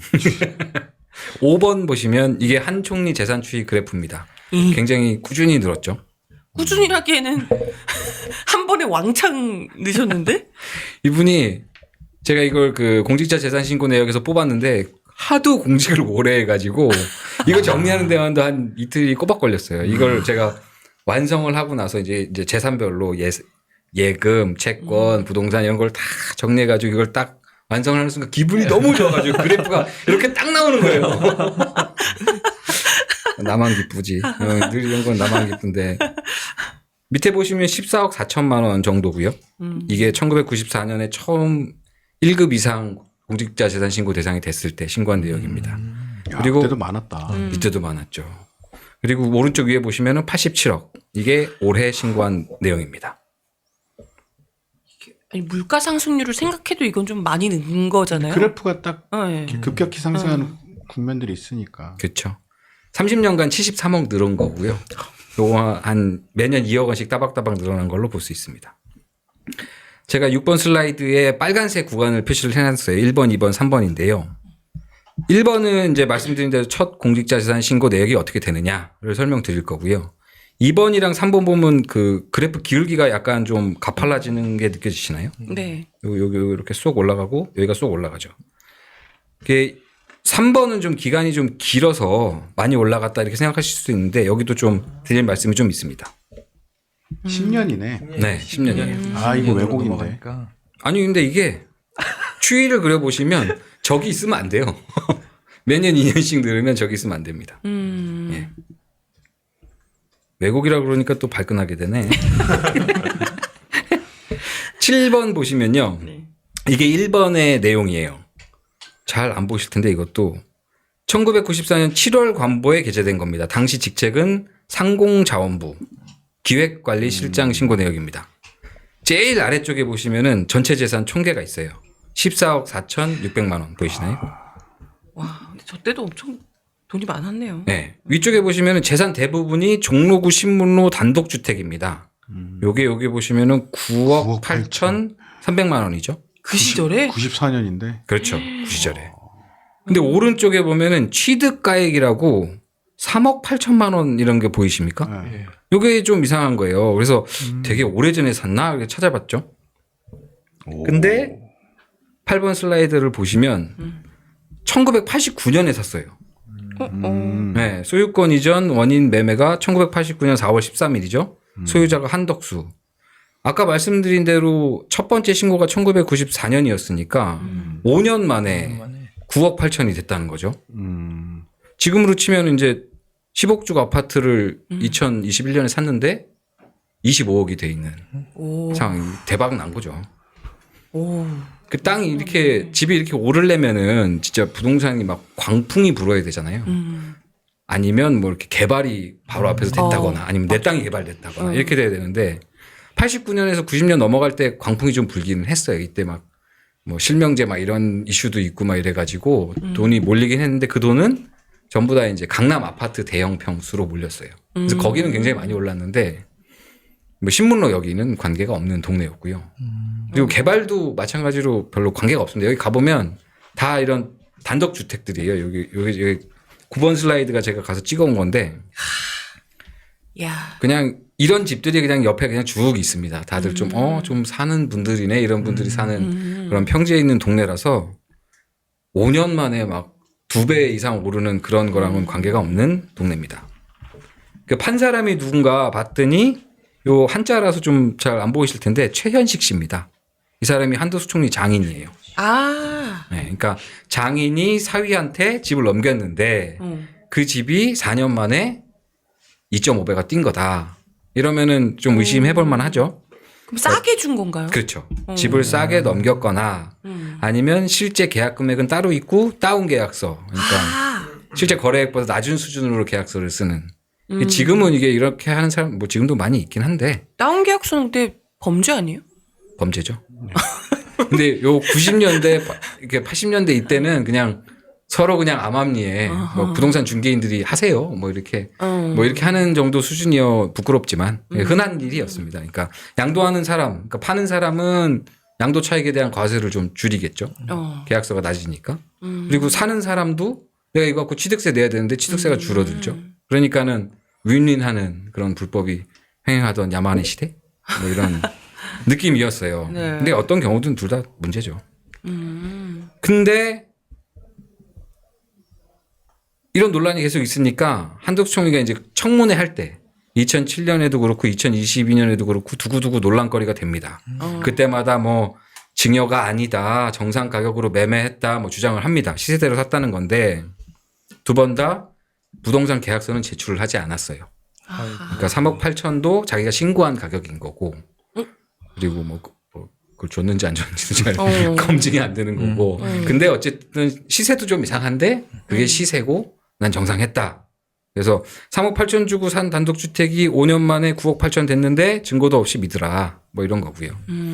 이게 9억 8천 신고한 것도 이게 공시가격 기준일 거거든요. 아, 그럼 그러면 훨씬 더 비쌀 수 있겠네. 그렇죠. 한 분씩 뭐 잘 아실 텐데 이게 지금도 단독주택은 공시가격 실거래 반영률이 50% 60%밖에 안 돼요. 근데 이때는 뭐 경실련 찾아보면 한 20% 수준이었다 그러니까 그 이상은 말하지 않아야지. 지금까지 쭉 보시면 어떠십니까? 이게 시세대로 샀다는 한덕수 총리 말을 믿어지십니까? 절대요. 이 전형적인 수법이죠. 이 당시에 이런 식의 뭐 요즘에도 비슷하게는 진행되지만 요즘에는 이제 집을 살 때 제출해야 될 서류가 많으니까 잘 안 하는 방식이긴 하지만 이거 그냥 증여세 탈루 의혹이 바로 생기는 거예요.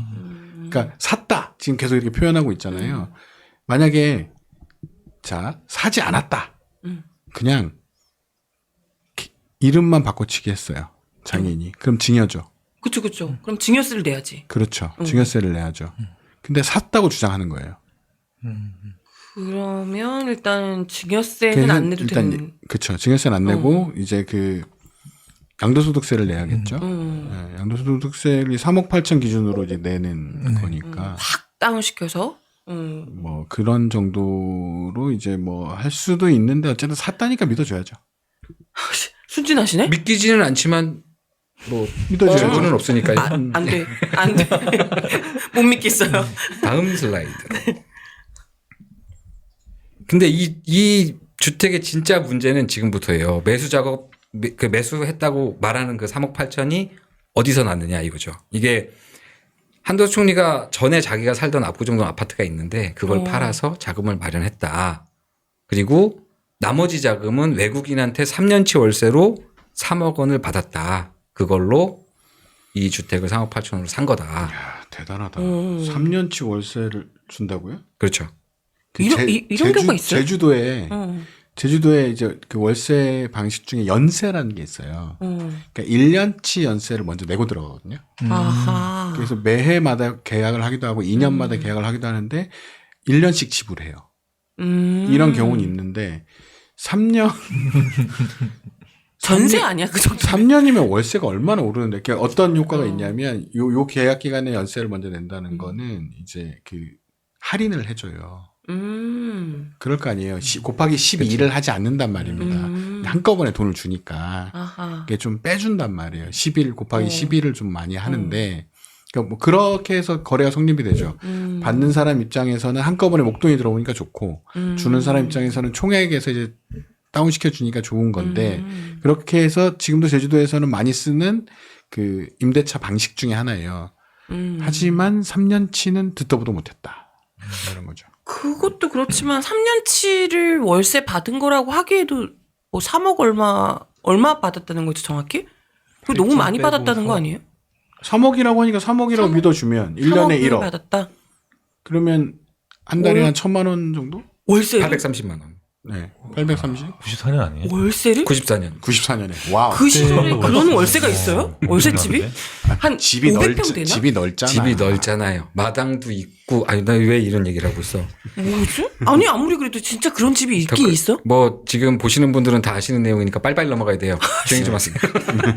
말이 되냐고. 14페이지 가시면은 이게 나중에 알려진 일이지만 문제 더 커요. 이게 목돈을 준 3년치 3억 원 준 사람이 외국인이 아니라 외국계 회사입니다. AT&T. 이게 이제 미국 통신회사죠. 통신회사. 네. 오. 2022년에 그러니까 3년 전에 청문회에서 직접 해명을 한 거예요. 자기가 말한 거예요. 3년치 월세 3억이면 아까 계산 다 했죠.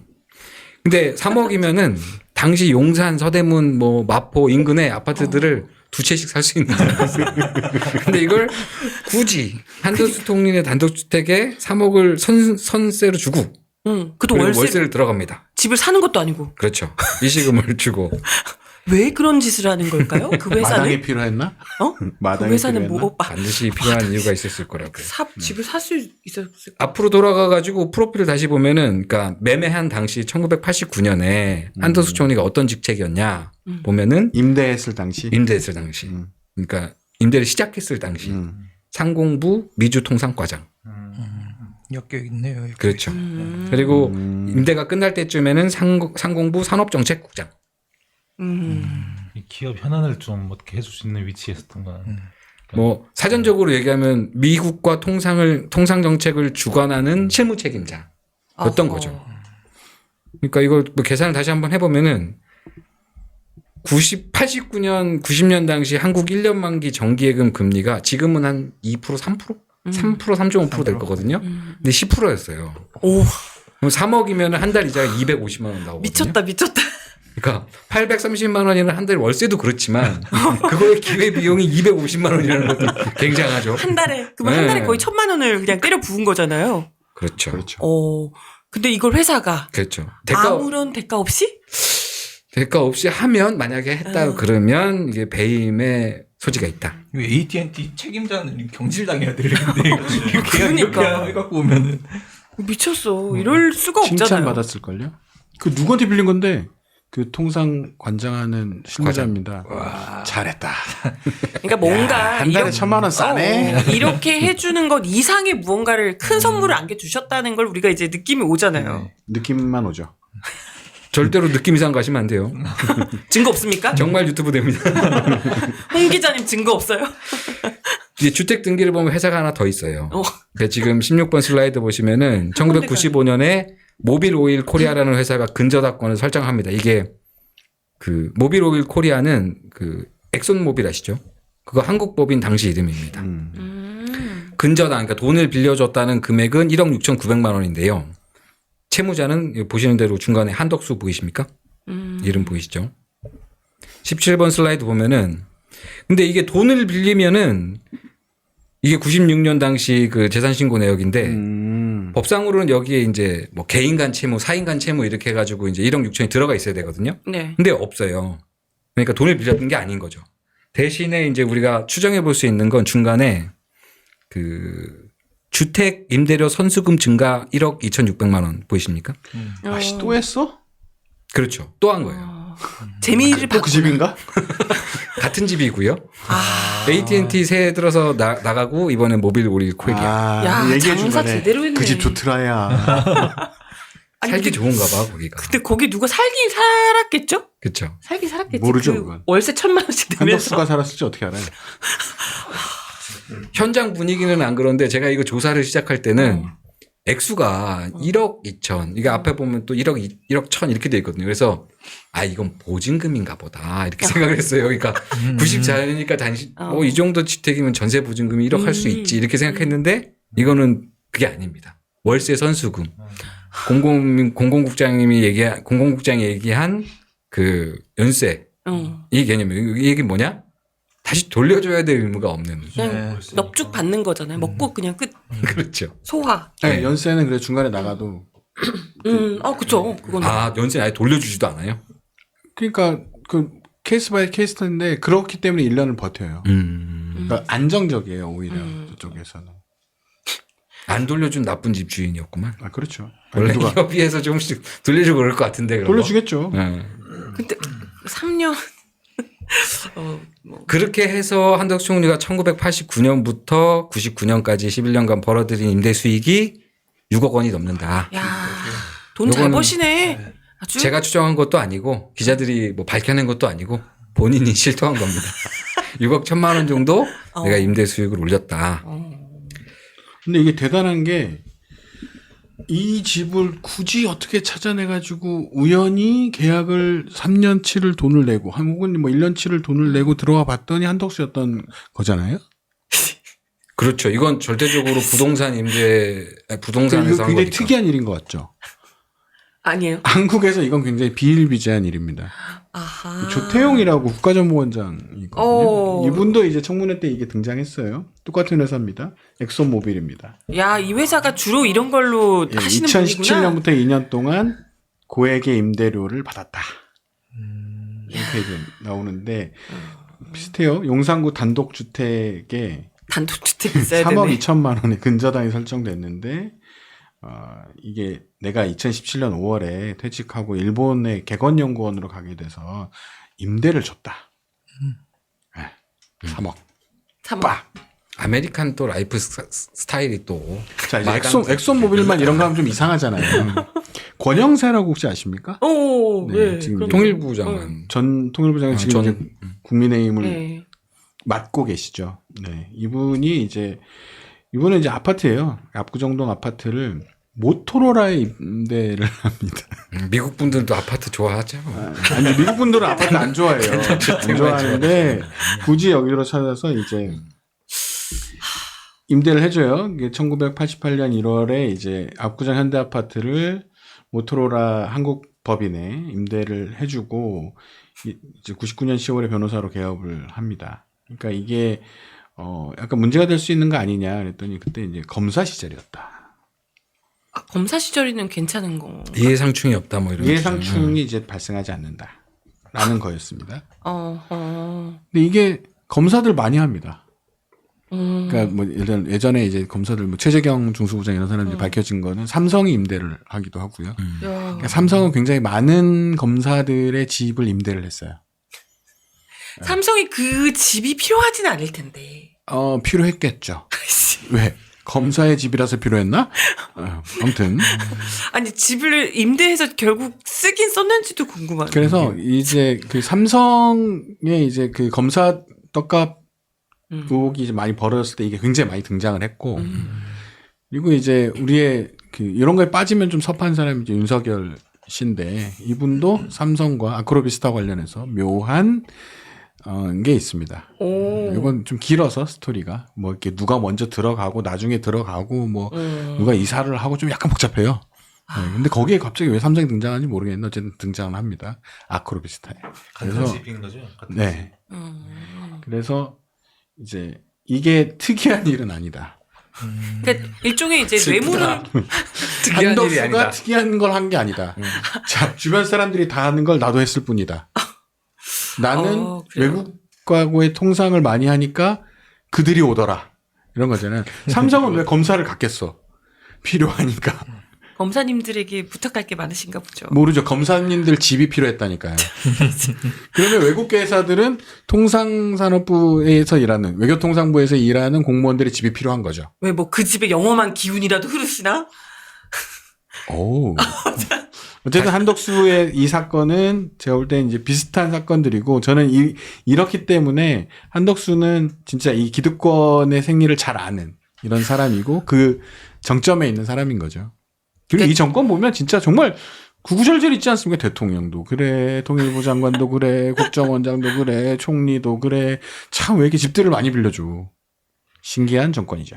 반론권 보장 차원에서 한덕수 총리는 당시 논란이 됐을 때 아무런 관련이 없다.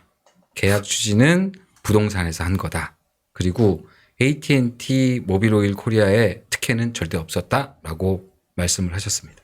그러면 그 회사가 아주 호구였나 보네요. 그분이 경질되셨나 보네. 내 차 다시 아까 처음으로 돌아가서 이분이 통상에서 무슨 짓을 한다?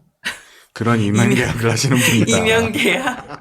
그럼요. 그렇습니다. 여기까지가 상사에게 이제 보고하라고. 그 신문로이가 종로에 있는 단독주택 얘기고요. 두 번째 19번 슬라이드를 보시면 이제 두 번째 2번입니다.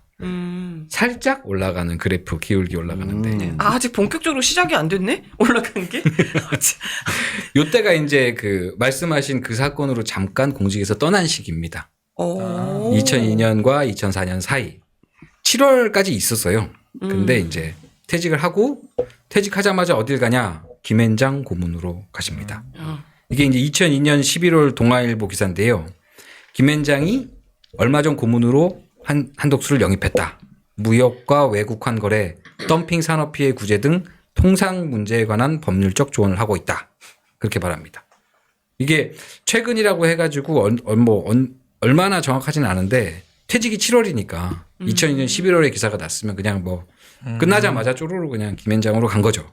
가서 거의 자기 전문 분야를 고문 역할을 했다. 뭐 이런 겁니다. 근데 원래는 그러면 안 되는 거 아니에요? 그냥 위법입니다. 지금으로 치면. 아하, 그렇군요. 그러니까 당시에도 2년 취업 제한이 있었어요. 지금은 요 제가 보여드린 슬라이드는 3년으로 돼 있는데 당시에는 2년이었어요. 그러니까 관련 업무 관련성이 있는 기관이나 뭐 기업에 취업하는 거는 불법이었습니다. 근데 이게 2002년이잖아요. 네. 작은 허점이 있었는데 김앤장에 통상 관련 변호사로 들어가면 안 돼요. 에? 근데 고문은 됩니다. 그렇지, 이 사람 변호사 못 하잖아요. 네, 변호사가 법률가 아니니까. 아니니까. 법률가 아니니까. 근데 어쨌건 관련해서 이 자문을 다 해줄 수 있는 위치도 안 되는 게 정상 아닌가? 그렇죠. 그게 그게 원래는 상식적이죠. 그, 네.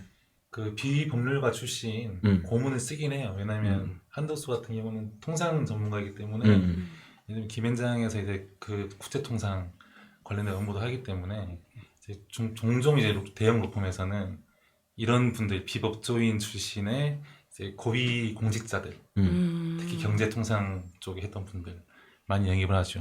하지만 바로 가면 안 되죠. 그렇죠. 그렇죠. 이게 취업 심사도 받고 막 이런 걸 해야 되는데 이때는 그런 게 없었어요. 그러니까 이 불법이 아니지 않았어요. 네. 고문은 안 된다. 이게 2011년에 불법이 됩니다. 그러니까 이때는 아니었어요. 야, 뱀장어인데 참기름을 바르기 시작하는구나. 바르셨어요. 이때 제가 말씀드린 그 시기예요. 기울기가 펴 올라가는. 아, 이때 돈을 김앤장에서 좀 많이 버셨나 봐요? 그렇죠. 22번 슬라이드 보시면 되는데요. 총 재산이 2002년에 17억 5,800만 원에서 2004년에 24억 7,200만 원이 됩니다. 얼마 늘었냐? 7억 3천만 원이 늘어요. 근데 이게 어디서 늘었냐를 보면 예금에서 늘거든요. 2002년에 예금이 10억 4천만 원이었는데 2004년에 예금이 14억 8천만 원. 그러니까 4억 4천만 원이 늘죠. 1년 만에 현찰이 늘었다. 그렇죠. 1년 몇 개월 만에. 네. 엄밀하게 얘기해가지고 1년 몇 개월 만에 현찰이 늘고 나머지는 그 주택 평가분이 올라가는 겁니다. 그러니까 그냥 이때 그냥 김영장에서 돈을 많이 버셨을 가능성이 많다. 이런 거죠. 23번 슬라이드의 빨간색 동그라미도 비슷합니다. 2012년에 공직을 떠나실 때 재산이 40억이었는데 2022년에 화려하게 돌아오실 때 86억 5억 원을 신고를 하시죠. 아니, 쉴 때마다 뭘 하셔가지고. 쉴 때마다 뭘 하시냐. 10년에 45억이면 1년에 4억씩 늘어난 거네요. 그렇죠. 그걸 제가 24번 슬라이드에 정리를 해놨어요. 재테크의 황제인데? 주택 평가액은 13억 2천만 원이 늘었고요. 그러니까 그냥 그 아까 문제 그 주택을 아직도 갖고 계시고요. 네, 그게 이제 아직도 빌려주고 계신 건 아니고요? 계속 하고 계신 거 아니? 제가 가봤는데 비어 있긴 한데 누가 들어가서 서류상 임대인인지 모르죠. 그럼요. 이거 다음에 찾아봅시다. 알겠습니다. 궁금하다. 아직도 하고 있을 것 같은데. 2012년에 14억 3천만 원이었어요. 주택 평가액이 중간 칸 보시면. 근데 22년에는 27억 5천만 원으로 평가액이 늘어나죠. 거기서 13억 2천만 원이 늘고요.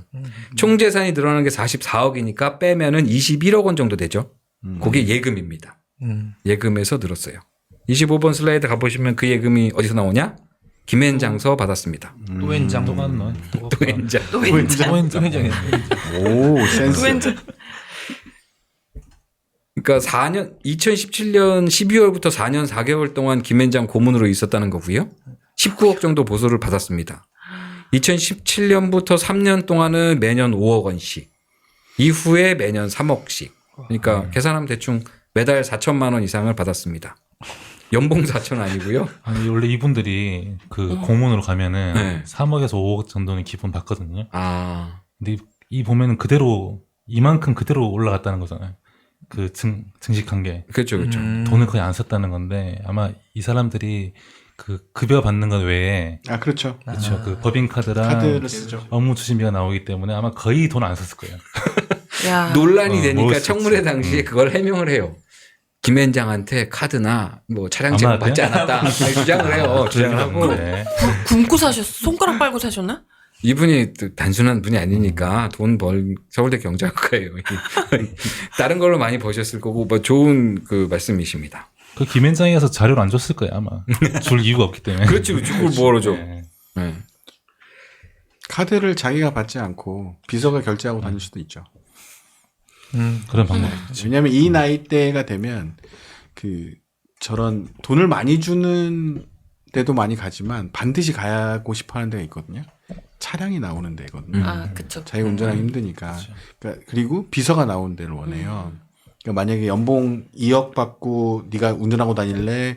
연봉 1억 받고 차랑 비서를 준 걸 원해? 그러면 후자를 택합니다. 그러면 자기가 안 썼겠죠. 내 손으로 직접 카드 리더기에 이렇게 긁은 적은 그렇죠. 없다. 그러니까 내가 밥 먹고 나왔는데 뭐 그냥 자기는 나갔을 뿐이고 무전취식인데. 아무튼 그렇습니다. 굉장히 길고 방대한 양이 있을 줄 알고 저도 취재를 시작을 했는데 그리고 이제 기존의 보도도 많이 나왔고 그래서 혹시 빠진 부분이 없나 이제 검토도 하면서 갔는데 뭐 그런 거는 사실 없었어요. 그냥 알려진 내용을 확인하는 정도였는데 그 확인하는 걸 이제 정리해 보니 이렇다는 거죠. 그러니까 14억부터 87억까지 늘어나는데 그게 단독주택 편법 증여 의혹, 외국계 회사 이해상충 임대, 그리고 김앤장 전관 예고 아니지 외국계 회사 이해상충 월세 의혹, 네. 그리고 김앤장 전관 예우 보수 뭐 25억 정도 의혹 요렇게 그렇게 다 합치면 30년 동안 70억을 모은 사람입니다. 불법이 아니에요. 불법이 아닌데 이게 불법이죠. 이게 왜 불법이 아니야? 뱀장어의 전신 참기름 정도 되겠구만. 그렇죠. 그러니까 이 사람은 불법이 아니라고 주장하는 거죠. 그 아까 말씀하신 그 기득권 연합 중에 그런 엘리트 관료 출신들이 어떻게 보느냐 이 사안들을. 그러니까 불법이 아니고 이해상충이 아니다라고 주장을 하고 그래서 증거가 없으면 그냥 괜찮은 거지 뭐 이렇게 생각하는 건 아닐까? 반대로 생각하면 관료 엘리트들은 한덕수를 어떻게 바라보겠어요? 워너비? 그렇죠. 나도 저렇게 되고 성공한 싶다고 사람. 생각하죠. 그것이 기득권, 그러니까 관료층들은 그렇게 함으로써, 그러니까 검찰도 마찬가지거든요. 검사들도 이제 검사를 하면서 월세를 주고, 그러니까 그 권력에 가까이 있을수록 월세를 줬던 시절이 있고, 그다음에 전관으로 가서 돈을 벌고 이런 것들이 유지가 되기 때문에 카르텔 안에 들어가 있었던 거거든요. 그러니까 그냥 쳐다보고 그들을 따라가면서 그냥 나중에 돈을 버는 거야. 이렇게 이제 하부로 약간 느껴졌다면 지금은 이들이 지난번 정권을 창출하는 주역이 되고 이번에는 한덕수 같은 사람이 튀어나와서 이것은 유지돼야 돼. 우리의 카르텔은 유지돼야 돼.를 하고 있는 거 아닌가. 그러니까 진짜 그 고위 엘리트들은 진짜 그런 생각을 많이 할 거고 그런 사람들 많았을 거고요. 봤잖아요. 그 조태용도 그렇고. 진짜 너무 네. 싫네요. 권영세도 그렇고 예전에 검사들도 그렇고 그런 차원으로 본다면 전 이 이슈는 되게 중요한 이슈다. 그러니까 이 월세 특히 월세를 줬던 것. 근데 이게 불법이 아니에요? 이렇게 하는 게? 너무 그러니까 이상하잖아요. 그거는 강경훈 기자가 전문이죠. 이게 불법이 되려면 어떻게 해야 됩니까? 뭐 증거가 있거나 그래야 되는 건가요? 그렇죠. 계약을 어떻게 했는지 그 증거가 있어야 되는 그러니까 상황입니다. 만약 뇌물 같은 게 되면 대가가 있어야 되는 거잖아요. 네. 이제 예를 들면 그 외국계 기업에 이제 그 한덕수가 그 상공부 관련 직책이 있으면서 그 회사가 우리나라에서 사업을 하기 위해 필요한 어떤 현안 문제에 대한 도움을 줬는지 뭐 이런 그렇죠. 것들이 입증이 되면은 되는데 너무 오래전 일이고 30년 그렇죠. 자료가 없겠죠. 그리고 그거를 또 AT&T나 그 기업만을 위해서 한 게 아니라 뭐 전반적으로 그쵸. 필요해서 했다 이렇게 뭉개버리는. 네, 그럴 가능성이 있기 때문에 지금으로서는 그걸 입증하기 쉽지 않은데 당시 자료들이 좀 남아 있을 수 있죠. 그 한덕수가 그때 어떤 의사결정을 했는지 그럴 수 뭐 있죠. 이런 것들을 확인해 볼 수는 있을 것 같아요. 저런 분이 검찰로 가셔야 돼. 그래야. 그러니까 옛날에는 검찰 가서 집 빌려주시는 거 아니에요, 삼성에? 그렇지. 전화 받아. 돈이 궁해서 딱 갔더니 이제 전화가 와. 저기 강 검사님 저기 좀 멀긴 한데 저 경기도 어디에 아파트 한 채 갖고 계신데 저희가 마침 이쪽에 사무실로 관사가 하나 필요해가지고요. 슬픈 게 경우도 집이 없어. 월세입니다. 그러니까 그런 걸 하려고 해도 일단 집이 있어요. 집을 한 채 사야 한다. 아, 네. 이런 씁쓸한. 어허, 여태 뭘 들으셨나? 그 3억을 받아서 한덕수는 집을 샀다고 주장하고 있다니까요. 자기 돈은 8천 들어갔어요. 아 그렇군요. 그게 불법이 아닌 것도 알겠고, 그럼 다 그런데, 그럼 그냥 가만히 그럼 계셔야지. 어디 왜. 살았어? 네? 그 아파트. 압구정동 아파트. 아 네, 압구정동 아파트에 전세로 살았어요. 전세 살면서 재테크의 귀재구만. 월세를 선불로 딱 받고 3년치 그 돈으로 집 사고 또 딱. 9억 얼마, 공시지가로 9억 얼마가 되는 집을 이게 사고. 요약하면 굉장히 예술적인 건데 어떤 외국계 기업한테 3년치 월세를 받아서 장인어른 집을 사는 거지. 우리 장인어른 집을 빌려주면서 3년치를 먼저 받아가지고 장인어른한테 9억짜리 집을 3억에 딱 사는. 아름답다. 나이스. 저런 인간이 대통령 되면 망하는 거예요. 그러니까 제 말이 그 말이에요. 그러니까, 그래. 옛날에는 그런 시대였고, 그런 고위 관료들이 그런, 뭐, 관행 혹은 뭐 그런 게 있었다고 치자. 그러면 그냥 그 한 세대 살아서 그냥 조용히 은퇴하셔가지고 사시면 되는데, 왜 이거 대통령 후보로 언급이 되게 만드시고, 이제 뭐 거의 기정사실화 되는 정도로 되느냐. 그것도 뭐 지금 뭐 거의 국힘 후보들을 위협하는 사람으로 지금 일부에서 떠오르는 우리가 거잖아요. 봤듯이. 진짜 그런 건가? 선배님 저 얘기를 지켜주셔야 됩니다. 이건가? 응? 그 뭐예요? 이 관료들이 전화를 계속 해가지고. 우리의 워너비. 한덕수로 등 떠밀려가지고.